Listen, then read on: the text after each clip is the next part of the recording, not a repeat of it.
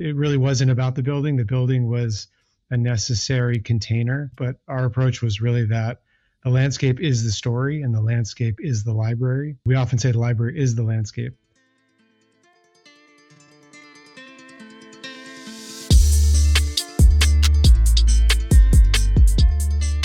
You're listening to Piper, the podcast where we decode healthy and regenerative design. I'm Beth Cochran. The Badlands of North Dakota, much like a library, are rich with story. The layers of mineral deposits visible in the buttes and hoodoos that make up the region are like raconteurs of the ancient inland seas, floodplains, and volcanic ash that once covered the area 28 to 75 million years ago. But while the Badlands are now cherished for their beauty and history, they were given that name long ago for good reason. They're rigid, arid, and harsh, a beautiful place to visit, a difficult place to traverse. But in the 1880s, when Theodore Roosevelt arrived in the region, he saw something different. To him, the Badlands became a place of reflection, introspection, healing, and deep connection to nature. In fact, Roosevelt said his time in the North Dakota Badlands was one of the foundational experiences of his life. And so it was fitting that the area would become the home of the Theodore Roosevelt Presidential Library. And that's where the architecture and design firm Snohetta comes into the picture. Not only did the team see the rich story embedded in the landscape, they saw various pathways to connect people to TR's legacy and the historical significance of the land, while restoring the diminished ecology of the Badlands Prairie. It was likely this vision and deep respect for the landscape that contributed to Snohetta being selected out of some 40 other candidates. From that point, the team embarked on an ambitious journey that would entail a rigorous set of sustainability goals: zero energy, zero water, zero emissions, zero waste, a number of firsts, and the creation of the Native Plant Project. It's been said that the Badlands are a great place to learn about geology. And that, in large part, was where Matt McMahon, Director of Landscape Architecture, and Aaron Dorff, Director of Architecture at Snohetta, started their journey. To start from the beginning, how did the Theodore Roosevelt Presidential Library come to be? We became engaged as part of the invited design competition for the library. But prior to that competition, the nonprofit institution, the Theodore Roosevelt Presidential Library Foundation, had existed. And so there was a few different iterations of that where they were looking for the right moment, the right location, the right board, the right group of people to deliver a presidential library for Theodore Roosevelt.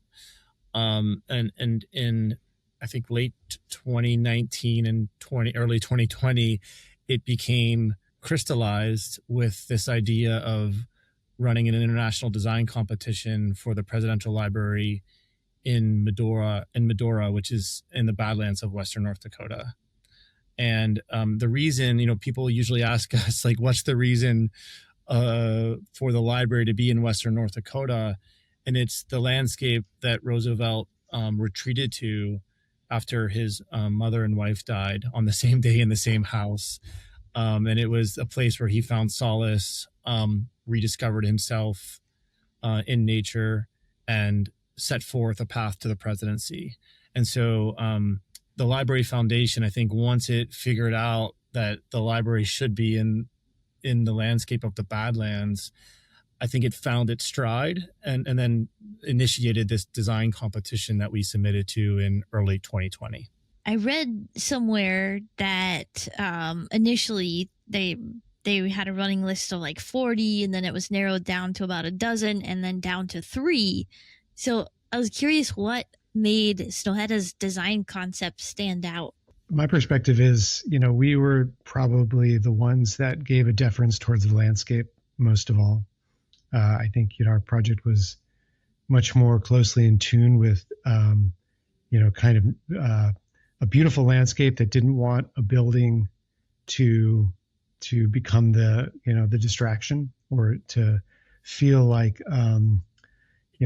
it was something that, just stood out above and beyond the landscape.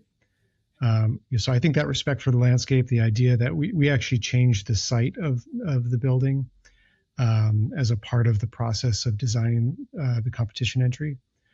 So I think all of those things probably put us on a path to distinguish the design work we did. pretty quickly. We kind of buried the building.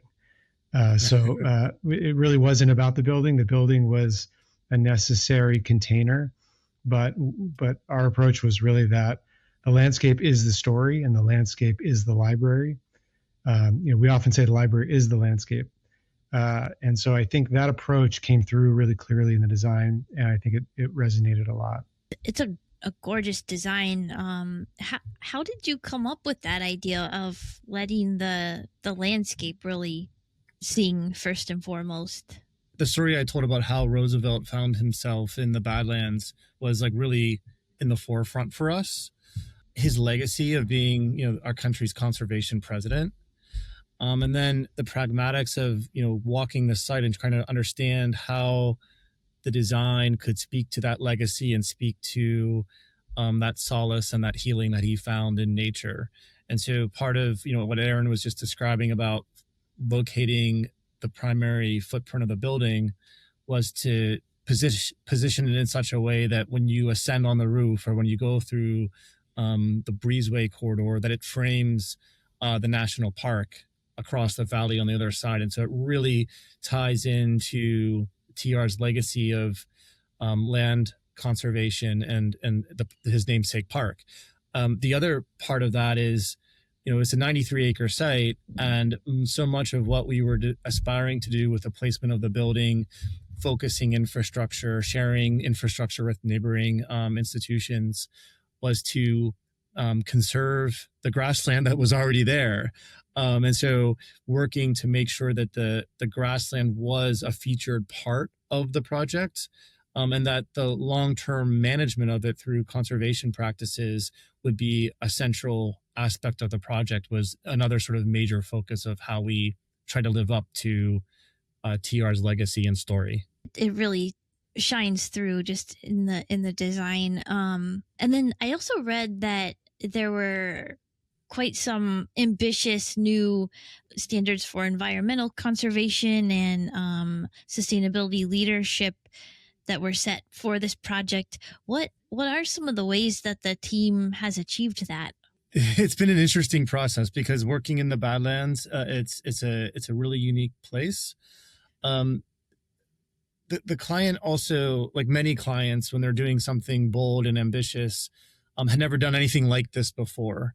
And so not only were we working in a region of the country that hadn't seen a project of this scale, but we also were working with a client that really needed like a roadmap to aspire to conservation and sustainability targets. And what we found was really useful was a set of benchmarking trips where we visited presidential libraries. We visited different kinds of projects that had fulfilled really ambitious sustainability targets. And one of the things we found was that certifications like the Living Building Challenge, LEED sites with ASLA and Lady Bird Johnson Wildflower Center, these certifications were really useful tools to help have a client commit to, and then serve as a roadmap to navigate towards the overall certification.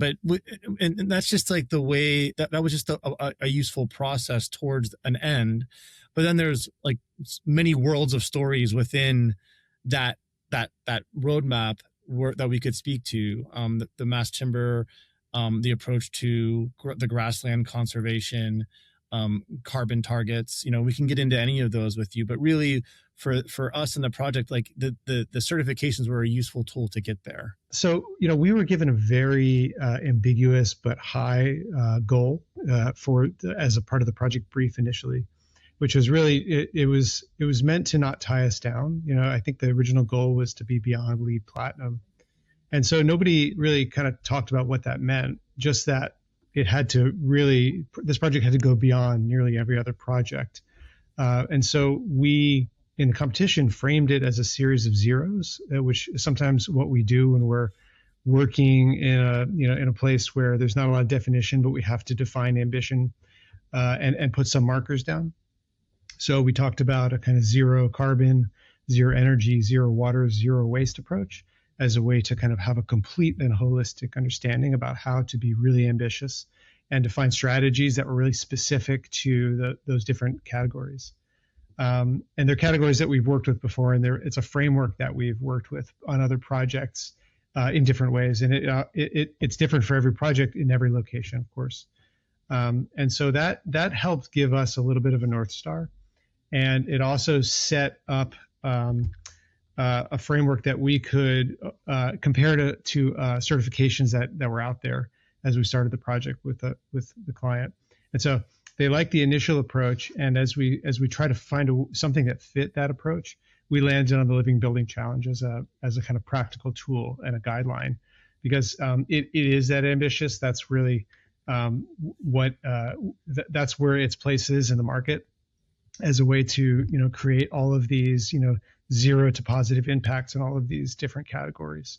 And so it's an important tool for us to design to, and it's a really important tool for the builders to have as well, because they really do need something very, very precise to as a backstop to their work, or else it's too loose for them to know, what's the right kind of material that I want to use here, or that I want to propose as a substitution, or what's the right approach, for delivery or waste on site and things like that. So that was the journey. It started very loose and got much more specific. I'm glad you brought up the series of zeros. I was reading about that. It was fascinating. And I actually wanted to ask you a little bit more about, especially the zero water and zero carbon. I just can't even imagine how you achieved that, like in that area of the Badlands. What were some of the approaches that you took for those two? We adopted a whole project carbon approach. So that really understands the kind of, both the carbon use and the carbon sequestration of all materials and all energy uses on site. So that applies to everything from the materials that we use. So finding materials that are either low carbon or carbon sequestering. So that gives you more of a kind of positive approach to carbon.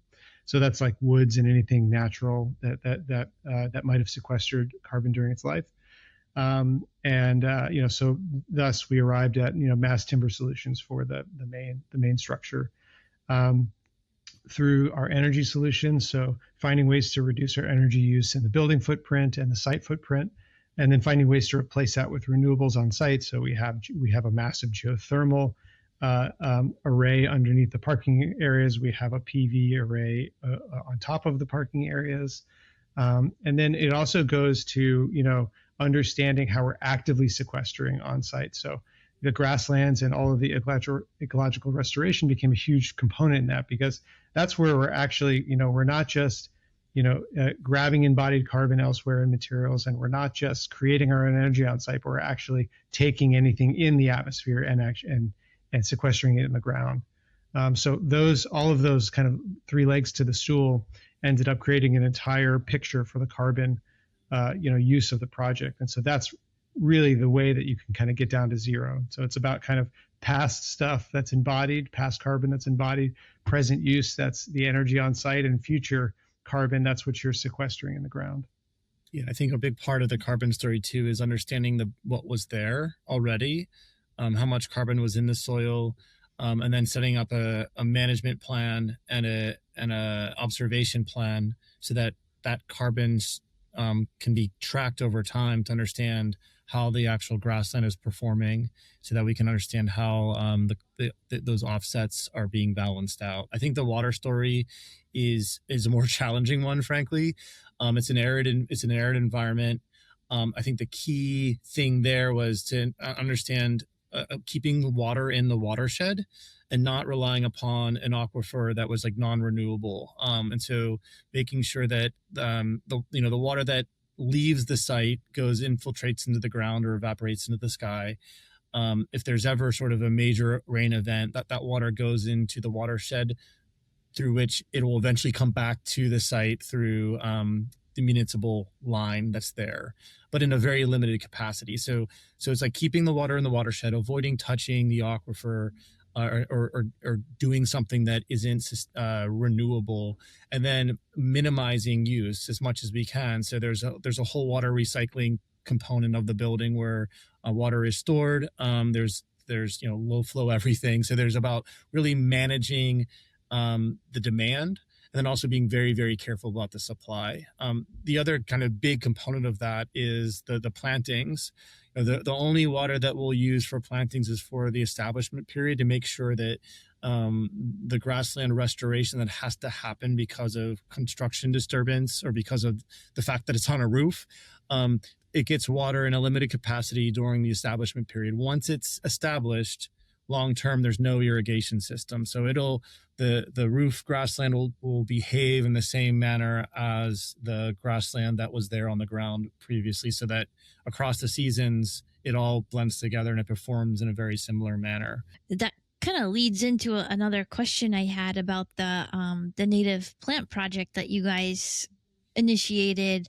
I wanted to know how that came to be, but then also what was there prior, and then how will those plants survive now? Because from what I understand, they were previously in that area, but then over the years had started to diminish. So Snohetta is a mixture of architects and landscape architects. So we approach our projects through sort of a transdisciplinary lens, where all of the disciplines are there up front to kind of cast our eyes upon the potential of the site, the potential of the project, and kind of play it through, and having the wisdom of delivering projects to feed back into the conceptualization of it. So one of the immediate things that we realized as landscape architects was, given the remote location and given the desire to restore a badlands grassland, which is a pretty unique thing. It's not something that is commonly sort of grown in the nursery trade, the species that would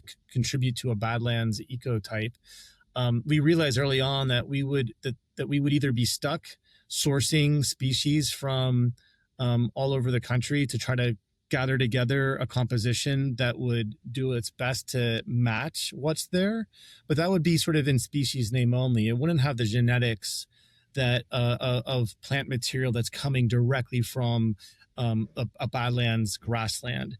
And so that procurement knowledge and knowing how to deliver a project early in 2020, and realizing that we weren't going to have the material we would need to live up to TR's legacy of conservation, made us suggest to the owner, look, I think the best way to do this would be to develop your own nursery and your own nursery system. And so what that meant was collecting, finding donors of land that would give us access for a day, working with applied ecologists that led the entire effort, timing our visits with the bloom cycles and the seed cycles of plants, and then collecting over 206 species of badland specific genetic stock of grassland species. And so that was the whole project kind of originated around this scarcity of material that we just knew we wouldn't have.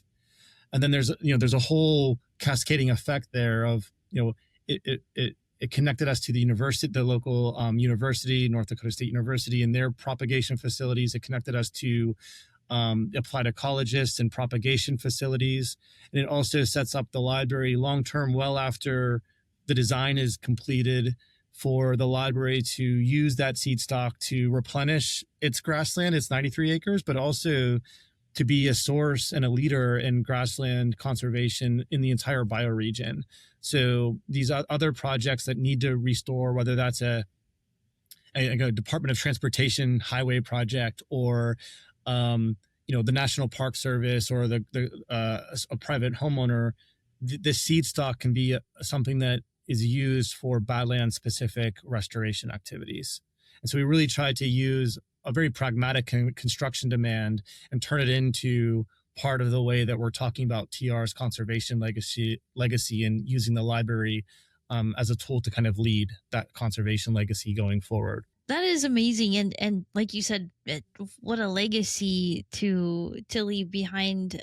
How did the clients feel about that when you approached them about creating their own kind of seed bank or nursery? The Library Foundation, they're ambitious. They set forth a competition in the middle of the pandemic, and so they invited us all out there, and they the certifications that Aaron talked about, these are not simple certifications. These are big, bold, ambitious things that live up to, I think, TR's spirit and his personality.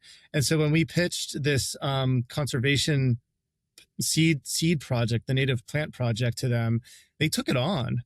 And they're really nimble. They're super smart. They knew that there would be a wonderful story here to be able to tell, and one that is not only about plants and ecology, but one that's about people, the people collecting the seeds, the people that are propagating them, landowners that are letting people harvest seed from their remnant grasslands. And so I think that they immediately saw the power of this idea and what it could mean long term for the institution. So, they're really ambitious and excited about all the different aspects of the project in that way. There's a lot of, what would Teddy do applied to this project. Yeah. And I think with that lens, when you throw something big out there, they almost always think that he would have probably at least started there. So there's a lot of leeway, which makes for an incredible process for us. What a great North Star to have guiding the project, and that's really neat. It seemed like that native plant project was such a community endeavor, and I'm sure that just helps build the local affinity to the library. For even the architects and the construction team, we were all out there harvesting seeds at one point or another. And so it was kind of it was a community event even for the building and design team to come together and just have moments where we go out and when you're looking for seeds in the landscape and somebody tells you what to look for and how to cut it out and how to divide it up and store it in pouches that you're carrying around with you. But it's not so much like the technical part of that, but the process of being in the landscape got us all closer to, I think, the place that we were in, the reason why we were doing it. It's really meditative. I mean, it's a little bit like going fly fishing or something. You become a part of the river. Mm-hmm. This was like becoming a part of the Badlands for a couple of hours at a time. It was I think an important thing for all of us to do. It's almost like a therapeutic, like meditation that happened when you get down to the scale of a seed in this vast landscape. It was a powerful kind of thing for a lot of people, I think. I've heard that with natural building, like once people get their hands in the clay and straw, that it builds that same sort of like deep bond and kind of that meditative. And it sounds like this was very similar. I was curious, because from what I understood, the seeds were collected and kind of like incubated off site, and then once they were like stable, they would be replanted there on the site. Have any already been replanted? Yeah, planting is going on now. So one of the challenges of working in the Badlands is like the really limited weather windows. And so we're taking advantage of when we can get plants in the ground, and we're opening next year.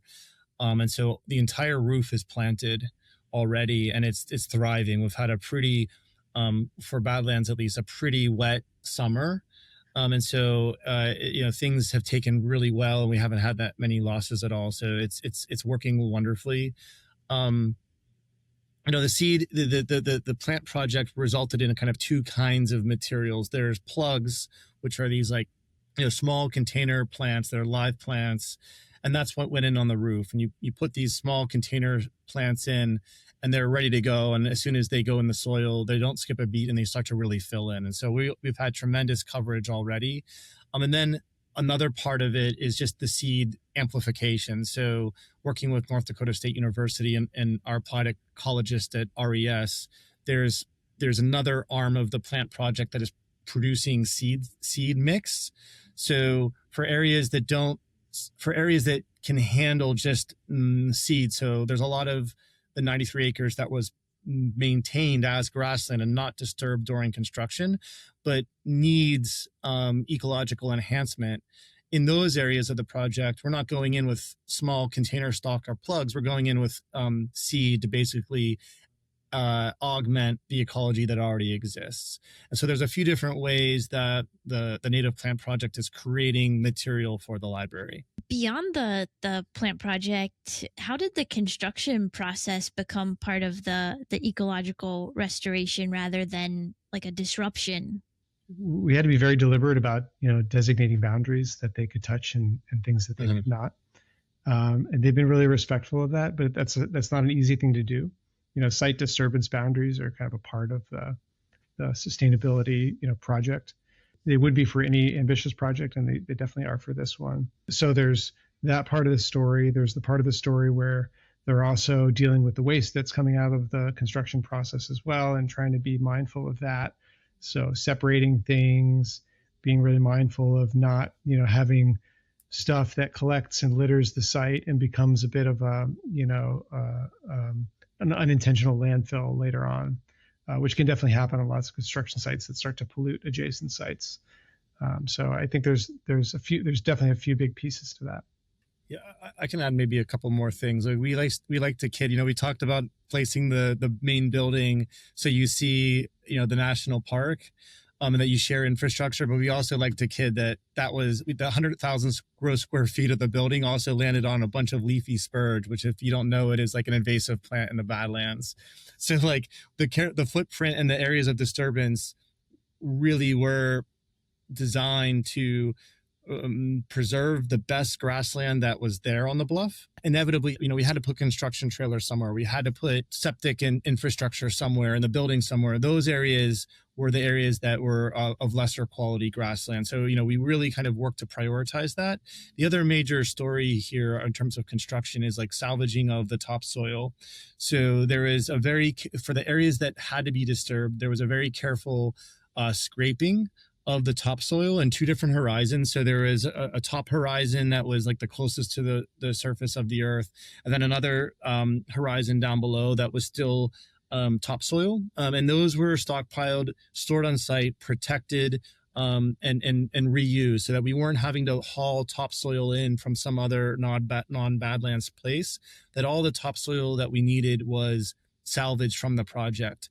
The other really interesting aspect of that, as you can imagine, putting, all of that soil into stockpiles for a number of years while things get underway before it's replaced, inevitably sort of changes the health and the biology of that soil. So one of the things that the project's done is worked with a researcher who has identified a strain of mycorrhizae specific to the Badlands. And it's like an inoculant that's being added into the topsoil so that when it's placed, it's charged to connect with the plant material that we're putting in to further the health of the soil and to manage some of the deleterious effects of stockpiling it for a few years. So that stockpiling part of the construction process was a kind of a key aspect of working with the ecology of the site. Sounds like you guys have become grassland experts over the course of this. And before we hit record, we were talking a little bit about just how Snohetta is often asked to do things that haven't been done before, but you guys always figure it out. And it certainly sounds like that is the case for this project. What were some of the biggest, lessons learned or takeaways from this so far? I would say that, one of the biggest, most important things of delivering a project of this ambition is our local partners. So, we work closely with JLG Architects, Confluence Landscape Architects. I mentioned RES, who is the applied ecologist of the project.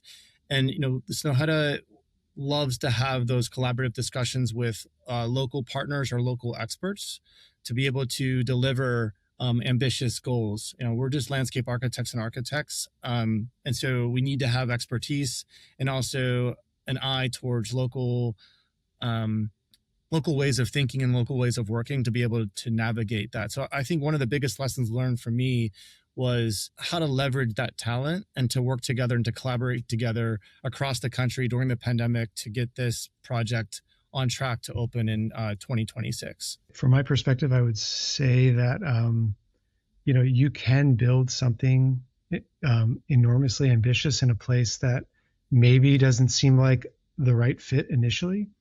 I think if you tell people that you're building probably one of the most sustainable buildings certainly in the country and maybe anywhere in the world, in a place that is, very politically conservative and has a history of a different kind of energy use, a very different perspective on energy. And yet this project emerges from that context. I think it took the connective tissue of Theodore Roosevelt's story to make that happen. It probably wouldn't have happened otherwise. So, to be honest about that, I think you can't replicate these circumstances and say that, we can go anywhere and build something like this. But there is a political element to this that has to play out. There is a technical element that has to play out. There's certainly a big climate element that has to play out as you go through these projects. But I think it is a little bit of a proof of concept that you can really pull this off in a place that has really challenging climate and weather, that has, a challenging energy landscape, has a challenging political landscape. All of those things can happen if the right context is there and there's the right kind of something connecting it all, which I think in this case was the TR story. It sounds like it'll be an important case study to share when it's all complete. How did you prioritize some of the environmental interventions, like which ones to pursue, just given some of these challenges and potential constraints? Because we ended up looking at or using the Living Building Challenge as a framework for, to measure all of the sustainability on the project, we didn't have much luxury of prioritizing. It essentially says you have to do it all. And so there was, that's intimidating, but it's also in a way a relief because, in so many projects you have to make really critical choices. And this system basically says there's no choices to be made. If you adopt the system, that's it. You're all in. And so that in a way, taking choice out of it can be freeing in a way. But I think from our perspective, as architects and landscape architects and people who care a lot about sustainability and climate issues, carbon is the story you have to get right first, or else the rest of it isn't going to make a huge difference long term. So I think the lens of carbon ends up being probably the first one you have to look through. All the other ones are incredibly important, but I think, we kind of start, and they're all connected to each other, but we start by thinking of how to be really responsible about carbon use. And then, that leads to stories about energy, and that leads to stories about water, and certainly about waste as well. And I would add, I think in terms of priority, one of the, major goals of the project was the human experience of TR's legacy and of the Badlands. And so we as a team worked to figure out how to coax people that might not normally want to venture out into a terrain like the Badlands to kind of get them into it. So one of the ways that we did that, maybe the easiest for anyone, is the breezeway. You enter the building through the breezeway. At the end, there's this view. There's some rocking chairs that are scattered on the deck. And you can just kind of be in the air, and have this vista of the Badlands. The next level up is this boardwalk that we call the Loop, which basically circumscribes this bean-shaped sort of path around the grassland bluff.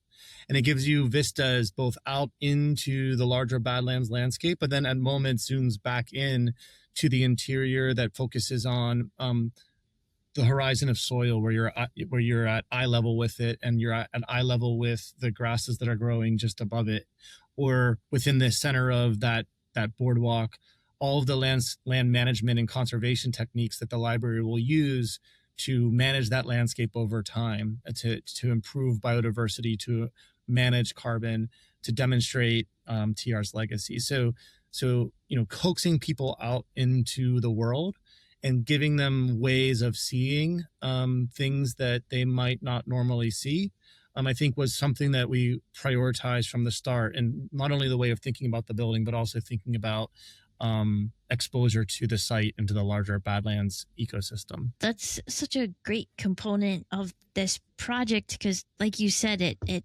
gets people out into nature and connects them with it. And that's just so important on so many levels. And it seems like a lot of us have lost the connection with nature, and if we lose it, then it's not something that you prioritize and care about. And so I think through this effort, it hopefully will get more people to consider how they are with nature. I think a big part of that too is understanding that this landscape wasn't, it was never really a wilderness. It was never a place without people. You know, we understood when we arrived to the Badlands for the first time for the competition, we would read this landscape as something that kind of indexes all of its histories on its surface and in its depths and in its layers. So you can kind of see ancient natural history, like you can see in the coal, like the Carboniferous, right? You can see indigenous histories if you know how to look, that are all still present and the people are still present, right? And you can also see Western histories in the ranching and in the ways that the landscape has been modified over time. And so for us, like, people in the landscape is like a fundamental way of thinking about this and thinking about conservation.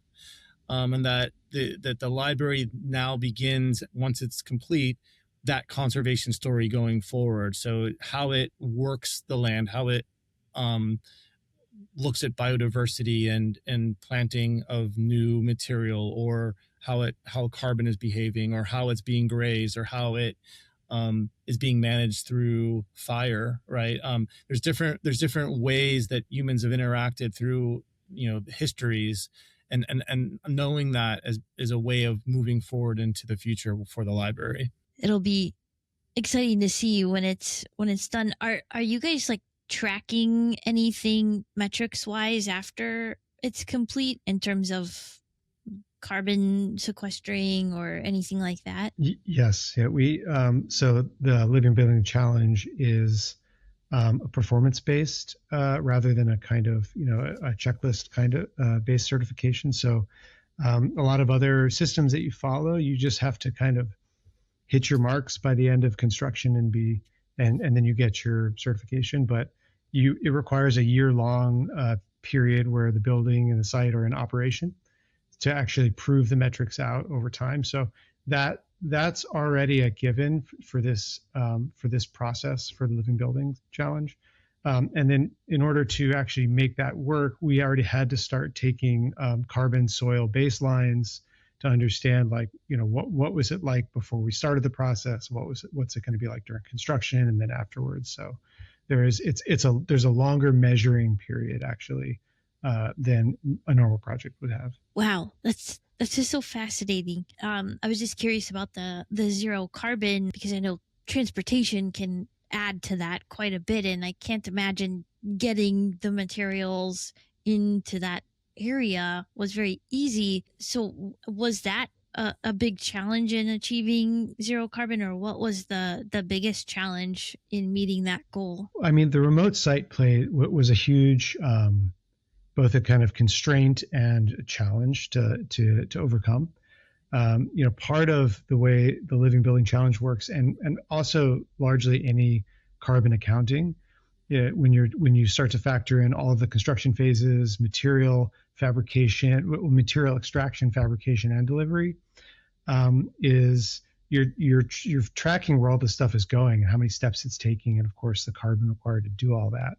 The more remote your final destination is, obviously the more you are extending and increasing that calculation over time. So we tried really hard to find things that could be local where we couldn't find local. We looked for regional where we couldn't find regional. You know, we looked for, you know, continental.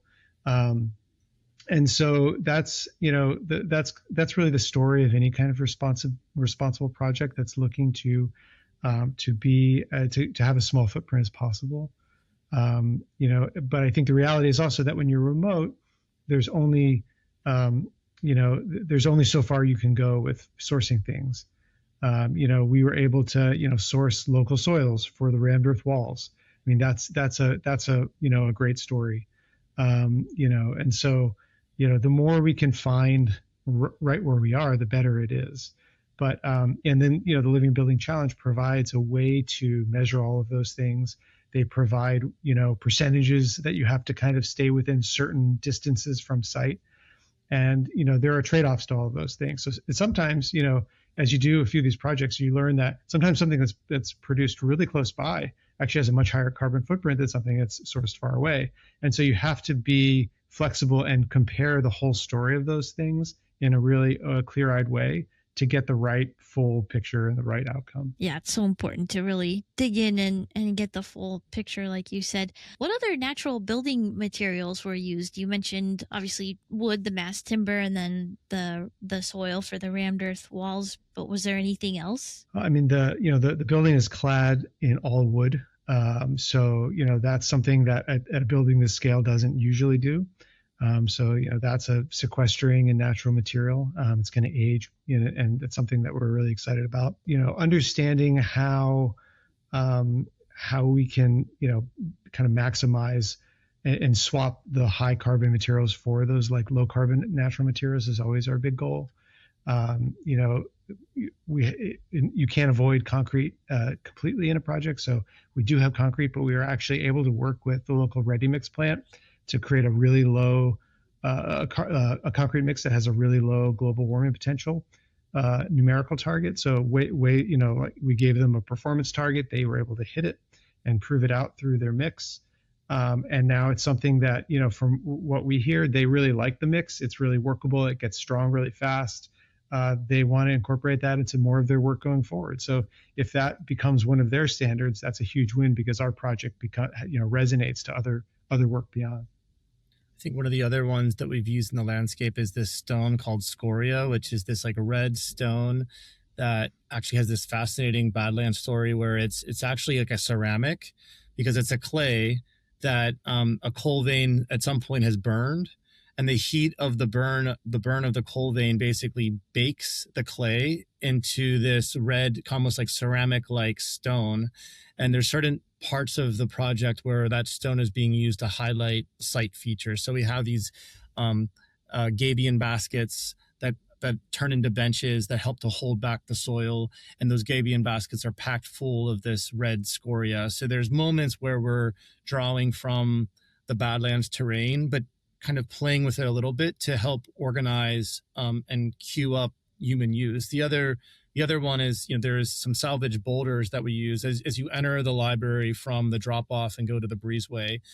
There are these entry gardens that, to your left is the grasslands and it's this sort of mosaic of plant species. And then to your right are these entry gardens where it's a little bit more formalized and the species a little bit more specific. So you can kind of get into it and see, rather than this mosaic of grassland, you can kind of see it species by species. And in those gardens, there are these salvage boulders from different construction sites in the region that we've salvaged and brought to the site to kind of add places to sit and build some of those planting character areas in that entry garden. So those are two other ways that we've used local materials to kind of highlight the design. There's a number of materials that aren't natural necessarily. They're processed materials, but we're reusing them in different ways. So, we work with a local brick plant to take all of their brick waste that was ground up and used as several types of gravel base on site. There's a number of large pieces of timber that are used as kind of bridges, as seating elements, et cetera. Those were essentially rehabilitated construction timber mats that are the pieces that they throw on the ground, and large machinery runs over when the ground is too wet or et cetera, needs a more firm base. And so those are the things that while they don't come directly from nature, they do they're more like secondhand, and we're taking them and finding ways to reuse them. Yeah, and the other big story, and we can't forget to say this, is early on in the project, the National Park Service at Sagamore Hill, which is TR's home on Long Island, realized that a copper beech there had to be taken down because it was disease and threatening the building. And so the project has found ways to salvage some of the wood from that copper beech tree that TR had planted at key moments. So when you come into the lobby, the desk is there. There's a donor sign there in the lobby. There's the lectern in the auditorium. The boardroom table has this wood that has this story behind it.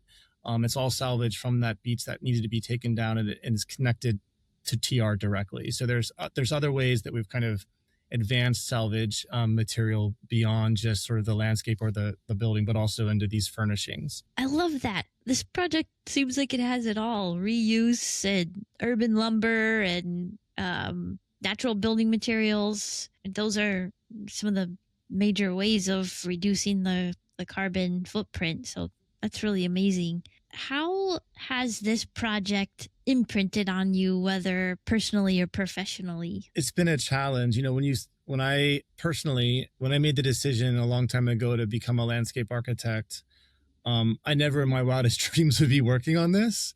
And sometimes when you're in the middle of it, you kind of just, you're working and you're pushing towards the schedule or the deliverable and trying to achieve the design that the team came up with during the competition.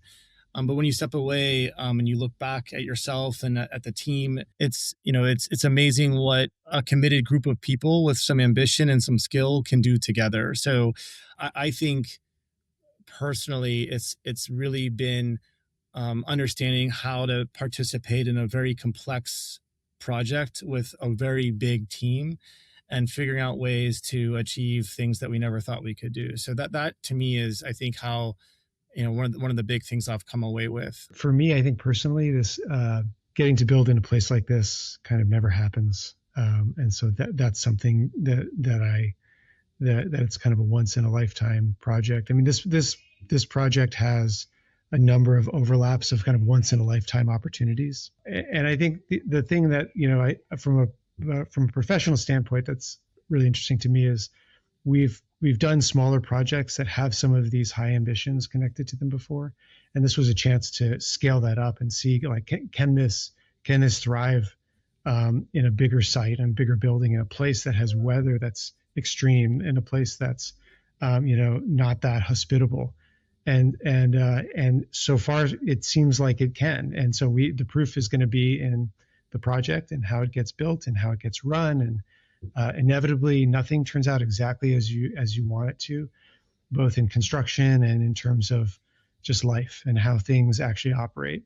People come, they'll experience and use things in different ways. All of those are going to be really interesting to see, because I think this is going to test a lot of things that we try to put into practice at a scale and a level of visitation that I think, this is going to be a popular place that's going to really push the limits on how can these things work? How do they hold up? Do the principles really, can they sustain themselves over time? Wow. I don't know why that felt like it struck an emotional chord. It's really neat, just what you guys are doing with this project. Last question.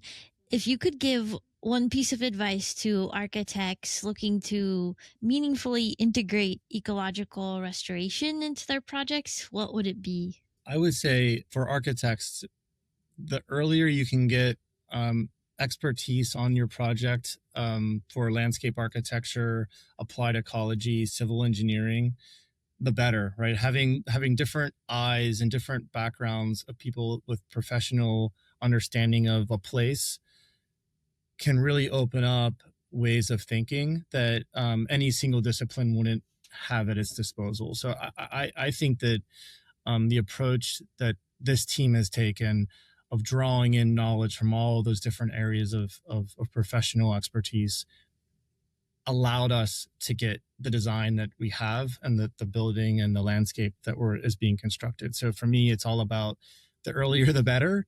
And like the native plant project is a perfect example. Like if we had thought of that 2 years later than we had, we wouldn't have the material because we didn't have enough growing seasons to get there, right? So the earlier that knowledge can be brought to the foreground of a design process, I think the better. If I could add anything to that, it's really that design shouldn't come before, understanding how a building or a site sits in the world.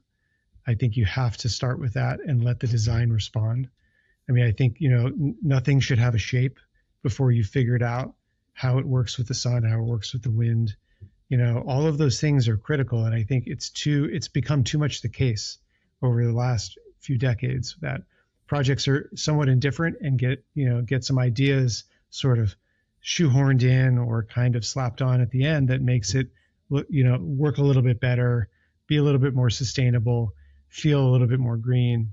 And I think that, projects now are starting to, kind of wake up in the same way that maybe they did in the 60s and 70s, where, they're shaped and designed by the forces around them in a much more, powerful way. And I think that's really the advice that I would give to any designer, which is that, if you've got a sketch on the table before you understand your orientation and your climate needs and the humidity of a site and all of those things, the precipitation, the wind, you jump too early. You have to go back and think about how, what are the key things? Is sun the most important? What kind of environment is insulation the most important thing? You have to really prioritize based on where this thing lives, and then work out from there.